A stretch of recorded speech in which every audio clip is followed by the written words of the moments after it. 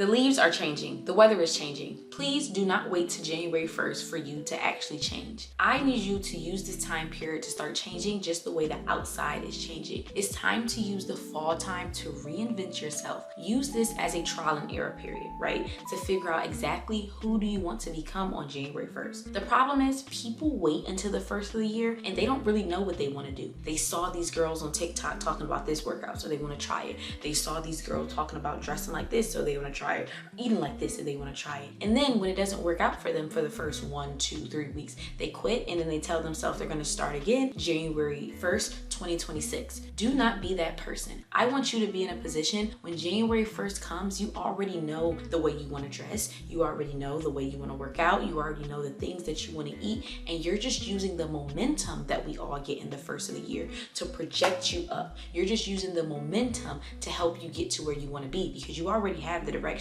What messes a lot of people up is they have no direction. So I'm going to show you guys how to reinvent yourself in the fall. Use this as a trial and error period to figure out what you like and what you don't like. So January 1st, you can become the woman, the person that you really want to be. So first, I need you to visualize how this person is going to look. And I'm not telling you to do it and just thinking about it. I'm telling you literally to look at something and figure out how are you essentially going to do it. And you're going to use this with creating mood boards.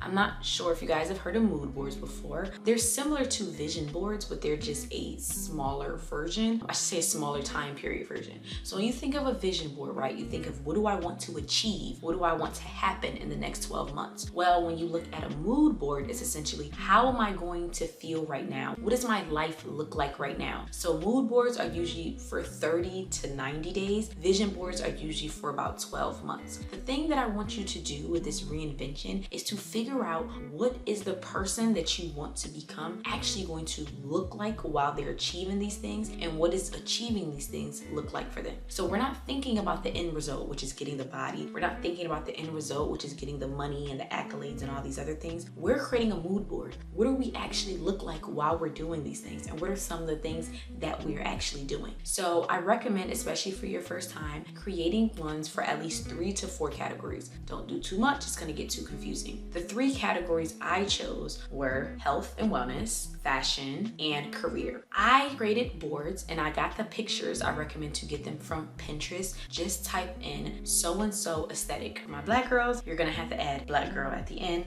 to make sure that you get pictures of people that look like you. Anyways, and you have to write aesthetic. You cannot, if you do not write aesthetic, it's not gonna show you good pictures. I don't know why Pinterest is like that, but if you just type in self-care, it's not gonna show you anything but like blog posts. You have to type in self-care aesthetic. You get it. So the whole point is when it comes to my health and wellness, right, on my board, now I can visually see what are some of the meals that I want to eat. What are some of the workouts that I want to do? My board is going to look different from other people's board. Why? Because I'm more so of the weights girl, right? I tried the Pilates, I tried the, stuff like that. I really wasn't Legree also, wasn't really a big fan of it, but that doesn't mean it doesn't work for everybody. But it also means my board is going to look a little bit different because what I wore to Pilates is not necessarily what I wore to go to the gym. What you eat most times you go to the gym may not be the same thing a lot of people eat when they go to Pilates or different things like that, or even running, right? I'm not that big of running. I run on a treadmill, but I'm not really like an outside runner. Also because where I am in the Northeast is starting to get colder, so that wouldn't even make sense for my mood board. Like you also have to make it make sense. There's no reason why you should have on your mood board that you're going to be surfing or something like that. Like if you live somewhere you could surf, you possibly could still surf right now. But think about it also when it comes to fashion, right? How do you want to start dressing? If you want to be the kind of girl that dresses a certain way, has a certain style about her, whatever category you want to be in, right? For example, I am so into like the sambas with like the cute little Daisy Duke shorts, whatever the case may be. That's cute, yeah, but I'm not putting that on my mood board because where I live right now is starting to get colder. So my mood board should start looking like sweaters. My mood board should start looking like boots. My mood board, because that's just how I want to do it, is also going to start looking like the autumn colors, the browns, the oranges, those kind of hues. The idea is to start giving you a direction in which you want your life to go in, but visually, how does that look for you? Because when you start recreating that mood board, right, of all that fashion, then you're starting to see, okay, 3 pictures I pinned, these girls are wearing these type of sweaters. Maybe I need to start getting this kind of sweater because obviously it's something that you like, right? This is essentially, if we are 1 year ahead and we were in 2025 of October, this is how how you would already see yourself dressing. The whole idea behind it is that now you're just creating this your mood for now for your reinvention. And I want you to understand, I said this, I'm gonna say it a lot in this video, this is a trial and error period. So maybe that is not for you. Maybe you think you want to dress a certain way, but then you create an entire mood board of a whole bunch of girls that are dressing that way. And you're like, I don't really like it. Or not even that, maybe you create an entire mood board and then you try to dress like that and it just doesn't fit you. It look good on the girls, it look good on the pictures, it looks amazing on the mood board. But when you wear those things, it doesn't look good on you. That's great. That's actually a great thing. That shows this is not for you. Maybe it's good for pictures. Maybe it's good for just liking things and other people, but it doesn't fit for you. The same thing when it comes to my career. For me, I'm in the content creation space, also trying to get into the entrepreneurship space. So my mood board is going to look like things like cameras. It's going to look like things like SD cards. It's going to look like that. That's what it's going to do. The reason for this is because it shows you. Also, sometimes I learned actually some of the items that I had to get for content creation by looking on Pinterest. Like I would look up content creator aesthetic, and that's when I figured out, even there's like this little clip, very random, that I have to use to plug into my laptop so that I can put my SD card inside of there and edit everything on my laptop. I did not know about that until I looked up content creator aesthetic and I started seeing that little clip. And then eventually I found out what it was and things like that. But the whole point is start to get an idea of this new environment you're going to be around.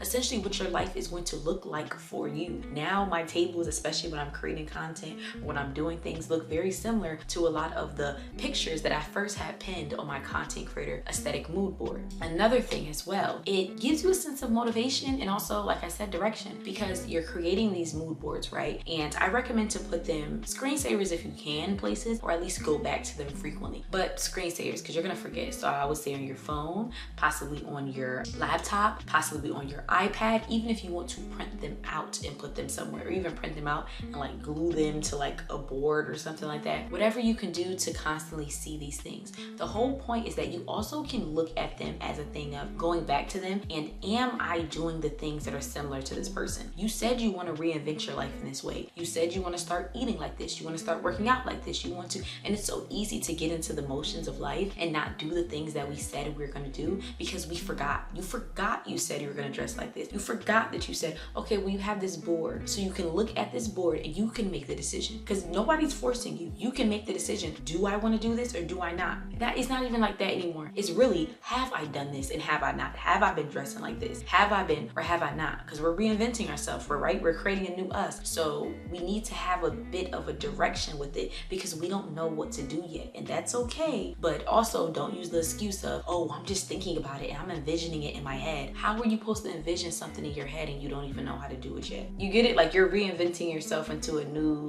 thing, but you don't necessarily even know what that thing is. So how do you expect yourself not to be able to do that unless you can look at something, a mood board, to figure out what does that look like for you. Next, I want you to create routines around your mood board. So, right, we have these boards for these categories, right? On my health and wellness board, there's certain ways I want to eat. On my fashion board, there's ways I want to dress. You need to realize this is not your life yet. This is who you are trying to become. But that also means it is not inside of your schedule yet. So now you need to start scheduling in these things so that you can actually make sure you do these things. For example, it's so easy for you to go back dressing the way that you used to dress simply because you're just used to doing it, right? You wake up late for work. You're like, oh my God, I have nothing to wear. You told yourself, I'm going to start wearing jewelry. You told yourself, I'm going to start doing this and I'm going to start doing that, right? Wearing these kind of cardigans with this kind of, pants or whatever, putting these things together. But when you wake up late for work or when your friends tell you last minute you want to go to happy hour and you don't have time to think of an outfit, you don't have time to put something together in line with the mood board, you're going to go back to your old ways. So one thing I do is I use Sunday as my prep day for everything. By the end of the night on Sunday, I have every outfit I'm going to wear for work Monday through Friday. It's great for time saving, definitely, but also it's great to make sure that I do not go back to my old ways. It's so easy to be like, I can't find nothing. No, I curate my outfits the way I want them to look so that I can make sure that I'm sticking to what I said I wanted to do. The same thing with health and wellness. Some of the recipes that I see, I spend about 3.5 to 4.5 hours every single Sunday cooking searching for the entire week. I do this to make sure that when I come home from work and I'm hungry, or it's time for me to eat lunch at work and I'm hungry, I don't go to the nearest Chick-fil-A. I don't eat the nearest, unhealthy food because I'm hungry and I don't have time, or I'm just resulting. My brain is on autopilot of doing the things that I did before. So I completely forgot that I said I was eating healthy. I completely forgot that I said I wasn't going here and I wasn't going there. Because when my stomach is hungry, baby, I'm gonna feed it, okay? You need to start putting these things in your schedule. You wanna start working out? Okay, what time are you gonna start working out? There's no reason, I wanna work out in the morning. Okay, what time? Okay, so what time does that mean you're gonna get up? Okay, do you know how long it actually takes you to get up? It's so easy for people to tell themselves, oh yeah, I'm gonna wake up at 6 and then I'm gonna go to the gym at 6:30. Oh, so that means you could brush your teeth, wash your face, eat, all that, and get to the gym by 6:30? I mean, if you can, but probably a lot of people can't do that in 30 minutes. Probably gonna take you at least 45, 40. You get what I'm saying? Which is okay, but you need to put it inside of your schedule. And then, like I said, go through the trial and error period. I used to be that girl. Oh yeah, I'm gonna wake up at 6 and then I'm gonna be in the gym by 6:30. I literally have a gym inside of my leasing office and I still didn't get there at 6:30. Not because I was taking forever, but because the amount of time it took me to eat something, the amount of time it took me to, wash my face, brush my teeth, whatever, that took at least like 35 minutes. And it's not that big of a deal, but by the time I got there, it was like 6:40, sometimes 6:45. That changes things a bit because that means I have to stay a little bit longer if I want to stay for as long as I say. You get what I'm saying? But I didn't know that until I did the trial and error. The whole point of this is you're gonna start creating a schedule for yourself, seeing how can I fit this into my life? What things do I have to move around? Because things are gonna have to be moved. Whether it's wake up earlier, whether it's go to sleep later, whether it's not be on your phone as much, you're gonna have to move things around. But the whole point of this is by January 1st, everything's gonna be moved, everything's gonna be scheduled because you went through your trial and error period. So now you just gotta stick with it and do that.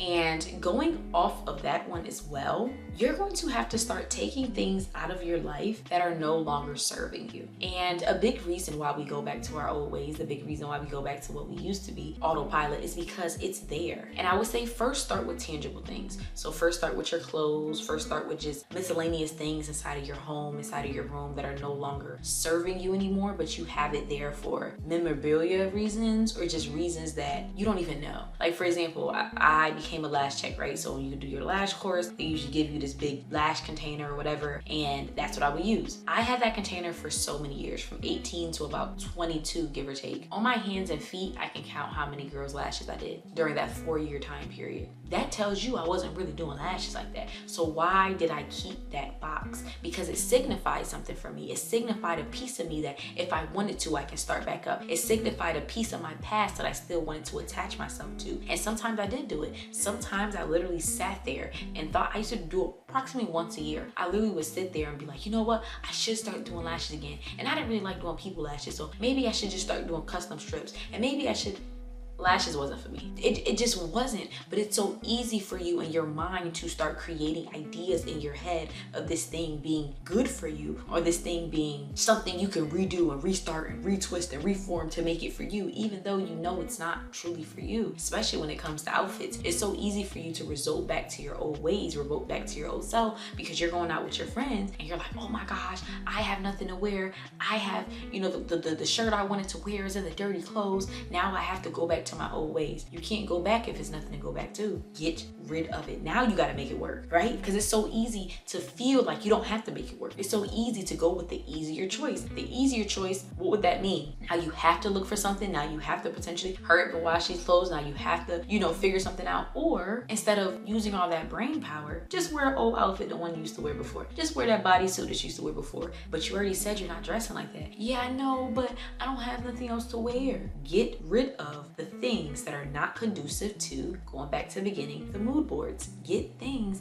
that are not conducive to the way that you want to live your life, things that you're keeping from your past that really don't hold value or hold value to an old you, but not the future or current you. Get rid of them. Or sometimes too, it can hold value to you right now, but this thing doesn't hold value to the future you. You wouldn't be proud of future you if you do this. And being proud is necessarily not a good or a bad. It's just not the direction that you want to go in. That's what you have to ask yourself. Do I need to keep this thing, or am I keeping this thing just because I had it for so long and just because? Get rid of it. We're reinventing, we're becoming a new us. You need to let go of things that are from a prior past. During this time period, I also want you guys to understand that it's going to hurt. It's going to hurt physically, it's going to hurt mentally, it's going to be exhausting. But also one thing I want you to do is help you help you. I've mentioned it in a few videos recently. You need to start taking supplements, especially during this time period. A lot of people deal with seasonal depression. A lot of people deal with just the seasonal blues. Why? Because one, it's starting to get darker faster. So we're having to have more darkness outside, less levels of vitamin D, can affect your mood. Two, it's getting colder outside, so people are more so inside. So it causes a sense of isolation, and not even just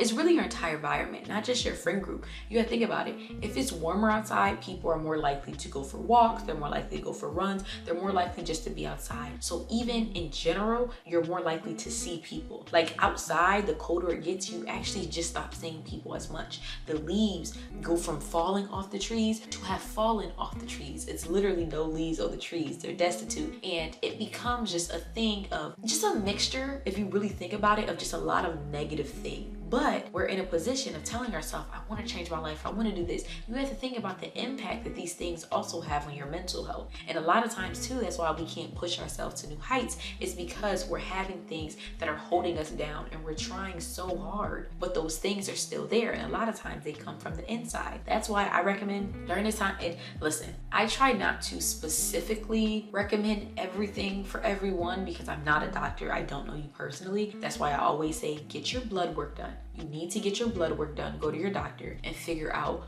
what things are you deficient in. And a good thing about blood work, maybe not all doctors if I'm not mistaken, but it's also one of those things where you don't necessarily have to book an appointment. Like you can contact your doctor and then go and get blood work done, not like really book an appointment, and then it pulls up like on a My Chart, or they'll just give you a chart of all the things you're deficient in. Because I know some people are probably like, oh, but I can't get in a doctor's appointment. It's too late, or it's too this, or it's too that. That's one of the things I'm pretty sure that you can do. It doesn't, because it's just someone just takes your blood. It's not even your doctor. It's just like a phlebotomist. They just take your blood and you're good.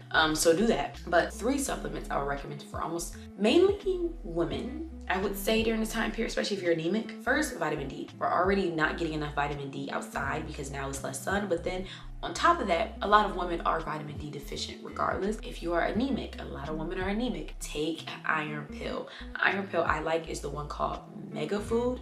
I get mine from Target. You can get it from a plethora of places. I like it because it also has iron, and then it has vitamin C inside of it. And vitamin C helps the iron actually distribute better. So I like that as well. And then everyone should be taking a daily multivitamin. Those are 3 things I probably recommend everyone to take during this time period. Now there's other things like magnesium, and then there's just other things that you particularly can be deficient in as well. So get your blood work done and figure out that. But yes, just to help yourself get on a baseline, just to help yourself get on an average, and just get on a, I don't know, just like a normal, not normal because that's not really the right word to use, but just to help yourself, take supplements. When you are eating food, you are not getting your daily supplements. And honestly, you could be one of the healthiest eaters. The amount of food and the variety of foods that we would have to eat in a day to get in our daily intake of all of our vitamins, most people don't do. So please start taking supplements. That's why your body is so tired, fatigued. You don't want to wake up and work out. You don't want to meal prep. You don't want to do all these things. You have brain fog. You don't even feel like you can accomplish a lot of tasks. It's simply because you're low on certain vitamins and minerals inside of your body, and it worsens during this time period.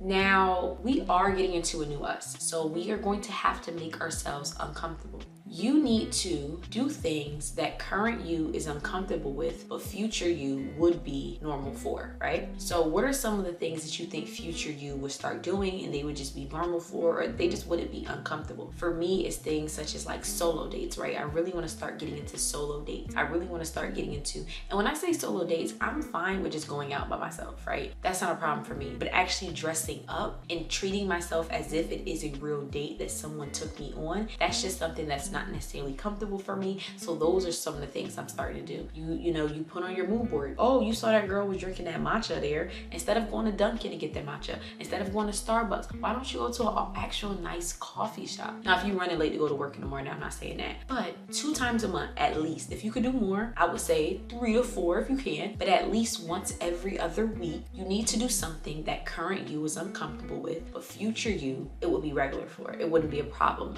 And so that's a plethora of things. Going back to the mood board. I'm telling y'all, I try to make sure everything connects. Going back to the mood boards, look at some of those things on those boards might be uncomfortable for you. They might, whether it's a certain kind of workout class, right? And uncomfortable does not necessarily, I think sometimes people think of uncomfortable as scared. It's not even saying that you have to be scared, but it's not normal for you. It's not a comfortable feeling, right? When you walk inside of your house and you lay down in your bed, it's comfortable for you because you've done that. But the first day that you got into your house, it probably wasn't that comfortable. It wasn't that it was bad. You possibly liked your new place, but it just wasn't, you weren't used to it. So start doing those things that are comfortable for you, things that are new for you. Start trying to do those things intentionally. The whole point is intentionally doing these things, not just, oh, it just so happened that no, because a lot of times that convinces yourself, right? We try to be cool. Well, I don't really care. No, I care. I care about reinventing myself. I care about changing myself. So I need to intentionally put things on my schedule that are different from where I would usually go, be around people that are different than I usually would be around, in environments, maybe neighborhoods. Maybe I'm spending my Saturday doing something that I wouldn't normally do, but I want future me to start doing these things. And so instead of waiting to January 1st, I'm going to use this time period also to figure out, do I like these things? Because going back to what I said with the mood boards, there might be some things on there, they look good, but when you actually do them, you do not like them. So do not wait, like I said, to January 1st to figure out what you like or you don't like. By January 1st, you already should know the things that you like and you don't like, because we've done the uncomfortable things, the things that we thought or we think future us would do. And then we can say to future us, yeah, this is what we do now. Or, nah, we don't do this. And so no longer January 1st has to be future you. By January 1st, that will already be current you. And I know a lot of videos say this. I know you guys probably heard this a million times before, but journal your experience. The reason why this is so imperative is for a lot of reasons. One, because I want you to know this, I said it before, but this is going to hurt you physically. This is going to hurt you mentally. And when I say physically, I'm not saying actually, hopefully you get hurt. I'm saying like your body just feels tired. Your body just feels, it doesn't want to do it. Or sometimes when working out, you might be a little sore. I say all that to say, this is going to be hard. And one of the hardest parts about it, I actually created a video talking about, I recommend that video. It talks about, the lonely journey and going through this lonely chapter, which everyone has to go through. There's no way around it. You have to go through it. And a big reason why it happens is because everyone around you, the people that you vent to, the people that you use as therapy, all those different things and people, they're not going to be used to the new you, right? The person that you reinvent yourself to be, the things that you talk about, the things that you want to do, the struggles that you are going to have, they're not going to understand them. I'm going to tell you that. And that's going to sometimes make you want to go back to your old self, because you're going to feel like nobody understands me and I have nobody to talk to. I want you to understand you're going to have to be able to rely on you. And a journal is therapeutic to let some of these things out, some of the emotions that you are feeling, some of the highs you're having, the lows you are having, right? Because this is going to be exhausting. Like reinventing yourself is, I'm telling you now, it's so exhausting, and it's going to cause you to go into nooks and crannies of your life, of your brain, of your experience, and change those things and be aware of those things. It's a whole journey within it, but it's so much harder when you feel like you have to bottle everything up. It's so much harder when you feel like you can't let anything out. So I definitely recommend to journal for those reasons. For me, it's been very good just letting things out. Also, it's good for documentation, because during this time period, you're going to be experiencing so many emotions. It's great for you to be able to go back on them and look and see, dang, I was experiencing this, and dang, I was experiencing that, and this was a good day and that was a bad day. And it also will help you with your whole changing of January 1st for 2025, because then you can pinpoint things, right? When you're creating your new schedule, when you're creating your new life and your new weeks and your new months, you can pinpoint, okay, my days days went best when this happened. My days were bad when that happened. Another problem too, a lot of people have when it comes the new year, they're trying to change themselves, is because they're thinking about everything similar to them being a robot. I just have to work out. I just have to eat healthy. I just have to work on the bit. But it's different for you. There's certain things that are going to fuel you and make you go up, and there's certain things that are going to make you sad. And when you can start understanding you and pinpointing your emotions, and that way what puts you in a flow state, what puts you in a bored state, what puts you in a distracted state, when you can start pinpointing those down to sometimes the time periods, are you a better morning person? Are you a better evening person? Are you a better afternoon person? Then when you are putting in these new habits, you can schedule your day for you. Everybody's going to tell you, wake up early in the morning, do your workout, do this, do that. Am I that kind of person? Yes. But I've also experienced some individuals who are high performers, millionaires, who say, no, I actually start my day later because I'm better at so-and-so time and I do better with so-and-so. You have to figure out what works for you, and having a journal, going back and seeing those things is great. Also for motivation reasons, right? When the new year starts, it's going to be so easy after the first 2-3 weeks to quit. It's going to be so easy to convince yourself that this thing is so hard and you can't do this thing and this thing, or you're tired. But if you have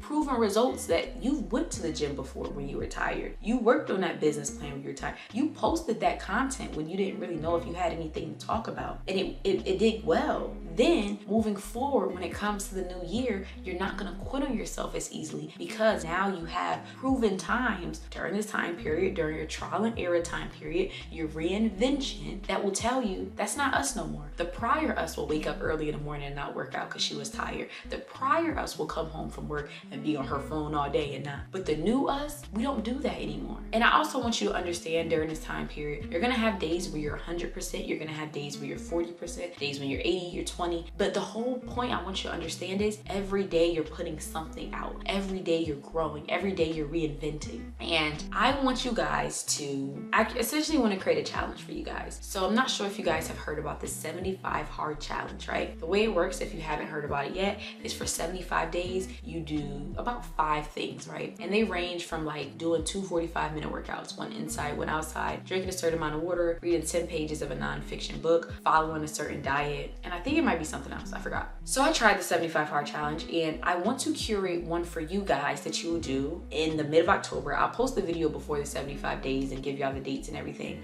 So definitely go below and go into the show notes, because I'm going to have, or the description below, I'm going to start a newsletter, and in a newsletter I'm going to keep you guys updated with that. So make sure you turn on your post notifications and sign up for the newsletter so you can join the challenge. And then also just to give you guys weekly updates about what I post and just motivation and stuff like that. But with the 75 hard, the problem with it, I tried it before, is that the history behind it, if you know it, the person who created it essentially created it because they thought nobody can do it, right? Because it's just a whole bunch of things that are supposed to be hard. There really isn't no intent behind it. Yes, a lot of people do kind of get their body together. Yes, a lot of people do prove to themselves that they can do these certain things, but there's no real intent behind it besides the person creating it just thought, he said something to the effect that only 4 people will ever be able to do this. And then all these people proved him wrong, i.e. making it a challenge. But I want you to create something for yourself, because my whole thing is, right, I think we all need to have a 75 hard challenge.